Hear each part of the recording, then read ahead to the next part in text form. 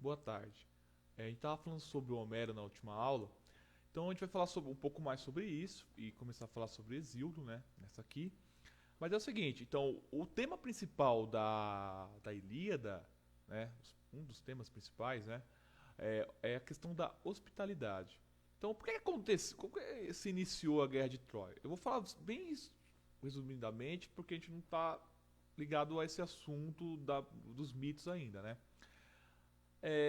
O Menelau, irmão de Agamenon, que são os dois grandes basileus, certo? Os dois grandes guerreiros da Grécia, o Menelau vai receber em sua casa, certo? O Paris, que é um visitante, junto com o seu irmão, certo? E nesse período, enquanto eles estão festejando, o Paris vai pegar e ele vai levar a mulher do Menelau, certo? Então o que aconteceu ali? Existe uma regra que vai aparecer em várias obras dos gregos, que é um preceito moral, isso, é de que o hóspede, aquele que recebe a pessoa em sua casa, deve respeitar e deve, de certa forma, não fazer nenhum tipo de mal ao seu hóspede. E o mesmo, o hóspede, ao seu anfitrião, certo? Então, ali ocorreu a quebra, basicamente, sobre esse tipo de situação. Ou seja, isso é uma das bases da educação dos aristocratas. Receber um outro, um determinado estrangeiro, uma outra pessoa que você não conhece e tratá-la muito bem em sua casa, é uma coisa que é base da educação desses aristocratas. Então a Guerra de Troia, ela começa exatamente a partir desse preceito. Ou seja, houve a quebra dessa norma da hospitalidade pelo Paris em relação ao Menelau. Isso justifica o Menelau juntar uma turma e combater contra o Paris e os seus aliados, que são os troianos. E aqui entra uma outra noção, que é a noção de amizade e de justiça para os gregos, né? Ser justo era uma definição muito comum na antiguidade, você ajudar os seus amigos e matar ou derrotar os seus inimigos. Isso era uma concepção muito comum na antiguidade, certo? Então o que está acontecendo ali? O Menelau e o Agamenon, eles vão chamar os outros guerreiros gregos, que vai ser o Odisseu, o Aquiles, entre outros. Eles vão formar um grupo para ir lutar contra Troia, certo? Qual que é o tema da primeira parte da Guerra de Troia, da Ilíada, propriamente dito? É que o Aquiles, quando você derrotava uma cidade, um determinado guerreiro derrotava uma cidade, eles não matavam as crianças nem as mulheres. E até alguns homens também não. Então o que eles faziam? Essas pessoas que foram derrotadas, eles pegavam, eles dividiam entre si e essas pessoas se tornavam escravos e escravas dos guerreiros vitoriosos. O Aquiles vai gostar de uma determinada menina, ele vai pegar ela, certo? Para ser sua escrava. Só que o Agamenon vai querer tomar dele. Então, o que está acontecendo ali? Ele fala: peraí, cara, pô, eu saí da minha casa, saí do meu território para lutar, para ajudar você a recuperar a honra do seu irmão e a sua honra. E ao invés de você manter o nosso acordo, você vai querer tirar de mim, da mesma forma que o Paris fez em relação ao seu irmão, uma propriedade minha.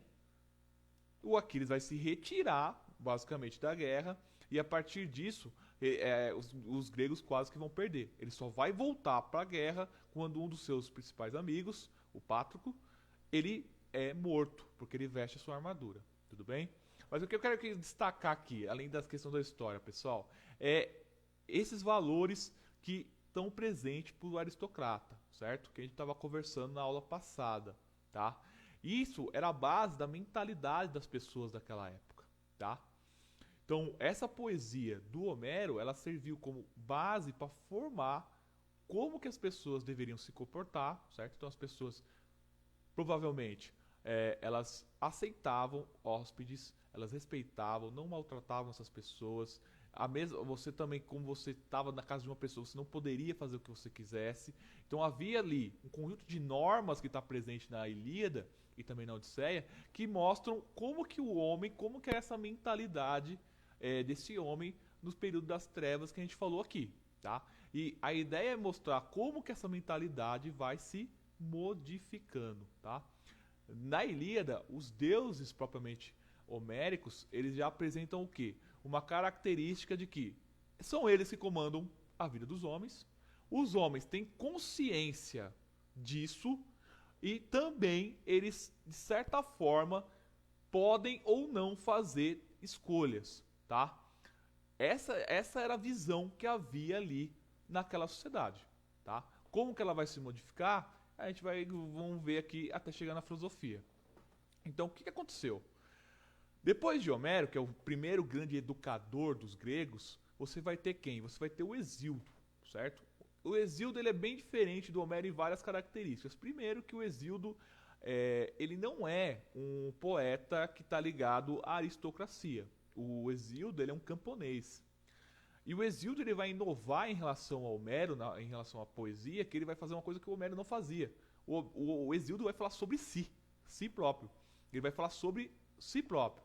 E um dos temas da própria poesia dele, que está ligado, que vai apresentar, é uma questão individual que aconteceu com ele. Que é basicamente o seguinte.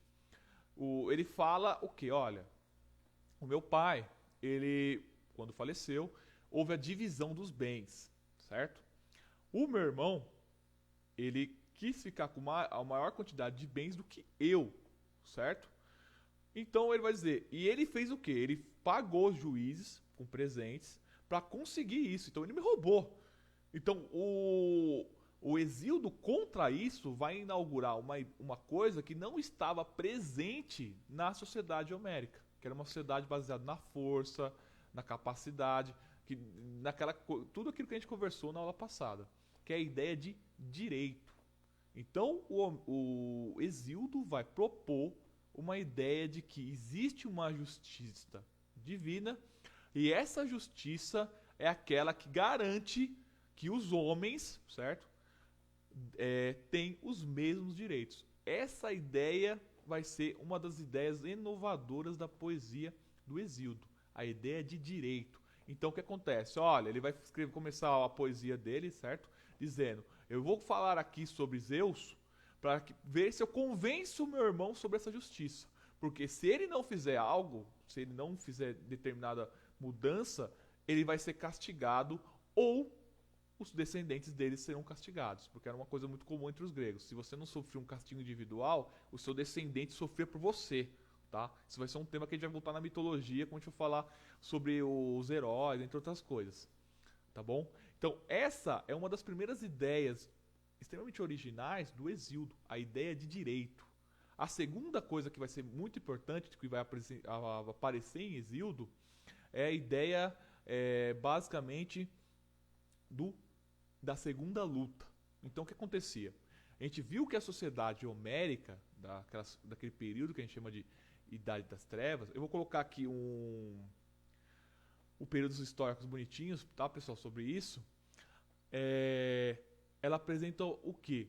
Ela apresentava que a guerra, a luta, era aquela que seria basicamente uma coisa extremamente importante para a sociedade e seria a instância máxima para o aristocrata, para o herói. É ali onde ele realiza as façanhas que podem eternizá-lo ou não, certo? A educação toda do aristocrata, ela está virada, basicamente, ela tem como objetivo a luta, a guerra. Agora, o Hesíodo vai falar, essa guerra que o Homero fala que é importante, ele fala, isso é ruim, isso não é bom. Existe uma segunda luta, essa sim é uma luta importante, uma luta silenciosa, que as pessoas não falam, que é o trabalho. Então o Hesíodo vai dizer, olha, aquela luta da guerra, ela não leva a nada bom, certo? O que leva o homem a coisas positivas é o conflito que tem entre os vizinhos para melhorar a sua própria vida. Então, ele vai falar, olha, quando o vizinho olha para a casa do outro e vê que a casa é mais bonita e ele quer mudar a sua casa, essa luta é uma luta boa. Tudo bem? Essa segunda ideia, essa ideia de valorização do trabalho, certo? É uma ideia que vai estar presente em Hesíodo, tá bom? A terceira coisa que é também bastante importante, que Hesíodo ele vai inovar aqui, é a ideia de uma teogonia, certo? O que seria uma teogonia? Teogonia quer dizer a origem dos deuses, certo? É mais ou menos como a gente pensar na nossa família e a gente quer saber de onde veio a nossa família, de onde veio nossos avós, bisavós, por aí vai. Essa ideia de teogonia vai dar um passo em relação à filosofia que não estava em Homero, que é o quê? Como que os deuses, como que esse mundo que nós observamos aqui, esse mundo que nós vemos, ele é organizado? Por que as coisas não voam, um objeto não sai para lá? Por que ele segue uma determinada ordem? Essa que é a questão que o Hesíodo está dizendo. Olha, eu vou explicar o porquê. Ele está literalmente ali, usando a mitologia para apresentar uma primeira resposta, certo? Mas evidentemente que uma resposta racionalizada, certo? Com parênteses, porque é uma forma ainda mitológica, tá bom? Então o que ele vai mostrar? Ele vai mostrar que os homens, os deuses, eles têm 3 gerações. Eles têm uma primeira geração, que é a geração dos primeiros, primordiais, certo? A segunda geração, que são os titãs, e a última geração, que são chamados deuses olímpicos. Então, o Homero, o Hesíodo, quer dizer, eu não vou falar aqui especificamente isso, porque eu vou voltar nisso na aula de mitologia, mas eu quero que vocês vejam isso. O Hesíodo, ele apresenta a mudança do universo como uma mudança de realeza. É como se a primeira geração dos deuses, que é dos elementais, tinha basicamente um rei que mandava em todos os deuses que existiam naquele contexto, que era o céu, certo? E a terra. Esses dois, eles vão ser destronados, vão perder o poder, eles vão continuar existindo, mas vão perder o poder principal deles para os seus filhos, que é o Cronos, certo? O Tempo e Reia, tudo bem? E por último, esses também vão perder e vai ser substituído pelos Olímpicos, por Zeus e Hera. Então é como se houvesse o quê? Uma mudança de realeza, como se a natureza, isso que nós observamos, que nós chamamos de natureza, nada mais é do que uma realeza entre os deuses, certo? Lembra lá do fogo, da água, aquela história toda entre os deuses. E a partir disso, o que explica que esses objetos, esses seres estão organizados é porque há casamentos entre eles, certo? Então, a natureza, ela é organizada, ela tem uma ordem, porque ela é constituída de deuses. Esses deuses, eles têm mútuo acordo, certo? Eles têm mútuo acordo de como cada um deve governar. Qual parte lhe cabe do mundo. Por isso que o mundo, ele tem uma harmonia, tá? Essa explicação do Hesíodo é extremamente importante porque ela mostra uma primeira racionalização do mito, que a gente vai perceber que vai ser o que vai ocorrer a relação entre filosofia e mitologia grega. Ou seja, não é que os gregos eles vão destruir a religião deles, né? Lembre-se, aquela história do mito que eu falei para vocês. Mito é para nós, na época deles era religião. Eles vão racionalizar a sua religião, certo? Tudo bem? E é isso que vai ser o desdobramento até chegar nos pré-socráticos. Então, o que ocorre no Hesíodo é essa ideia de que a origem do mundo, certo, vem dos deuses. O mundo, a ordem do mundo é explicada porque há casamento entre os deuses. A sucessão, as mudanças bruscas, as mudanças do mundo foi uma mudança de realeza entre os deuses. O Hesíodo também vai ter uma consciência em relação ao que foi o passado, certo? Lembra que a gente falou das civilizações micênica, entre outras coisas? O Hesíodo ele vai usar uma história que é chamada a história dos mitos das raças, certo? Que é a raça, basicamente, de ouro, de prata, tá? A de bronze, os heróis, e a de ferro. Segundo o Hesíodo, ele estaria no período de ferro. Ele é o contrário do que a nossa mente pensa hoje em dia, nosso contexto histórico explica. Nós temos hoje em dia o mito do progresso, que é o quê? O passado era um pouco pior, foi melhorando, melhorando, melhorando, e hoje nós estamos muito melhor que o passado. Para o Hesíodo é o contrário. É como se o passado ele era bom, os homens eram justos na idade dos homens de ouro. Depois, esses homens de ouro foram substituídos por homens menos importantes, que são os homens de prata. Depois, esses foram substituídos por uma outra raça, que é a raça de bronze, que só luta e que se destruiu por si próprio. E por último, nós temos os homens, os heróis, e depois nós temos o quê? Nós temos os homens de ferro, que é a pior das idades. Então essa ideia das idades do homem, que começa bom e vai se, pouco a pouco, piorando, digamos assim, é uma visão que está presente no Hesíodo também, tá? Isso aí é um debate de como funcionaria essa explicação do tempo, a explicação do tempo para o Hesíodo, é uma coisa que a gente vai ver na mitologia. Então, é o que eu quero que vocês percebam. O Hesíodo, ele é um poeta que ele já começa um processo que não está presente em Homero de racionalização. E ele basicamente é um grupo, ele fala por um outro grupo social que está ligado aos artesãos e os camponeses da Grécia Antiga, tudo bem? Então ele já apresenta ali aquilo que já estava presente em Homero, que era aquele período de passagem, certo? De uma tradição homérica, de uma sociedade da agricultura, para uma sociedade que está ligada ao comércio, que está ligado à navegação. Ali já se apresentam os primeiros elementos desse tipo de passagem. E uma coisa que é extremamente importante, que vai surgir, que vai começar a ser questionado pelo Hesíodo, mas vai ser questionado principalmente pelos poetas líricos gregos, que a gente vai falar na próxima aula, é a ideia de consciência. Isso pode parecer estranho. Quando eu falei para vocês que a mitologia fala sobre a natureza, os registros que nós temos de Hesíodo mostram que os sentimentos, os pensamentos, entre outras coisas, eles eram colocados como algo objetivo. Ele era visto como entidades fora de nós. Então, quando a gente pensa o amor, por exemplo, que é um sentimento pessoal, certo? Um sentimento individual, para os gregos, naquele contexto, eles não entendem dessa forma. Eles entendem o amor como uma entidade com vida própria. Isso vale para a memória, isso vale para a sabedoria, como Atenas, entre outras divindades.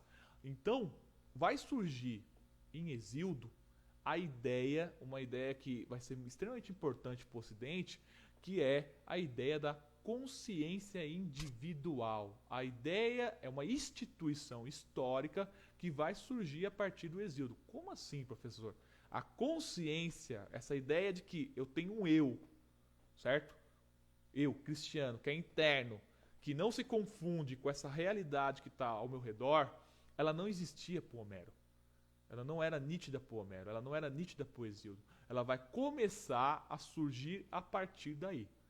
E ela vai ser desenvolvida pelo cristianismo, certo? Vai ser quase que descobrida, certo? Descoberta pelos poetas líricos gregos, e ela vai se desenvolver, certo? Durante toda a filosofia, e ela vai ser algo popularizado pelo cristianismo, tá? Aí eu vou voltar na próxima aula a falar dos poetas líricos, tá? E como que essa tradição vai levar ao surgimento da filosofia junto com Solon e o Titeu.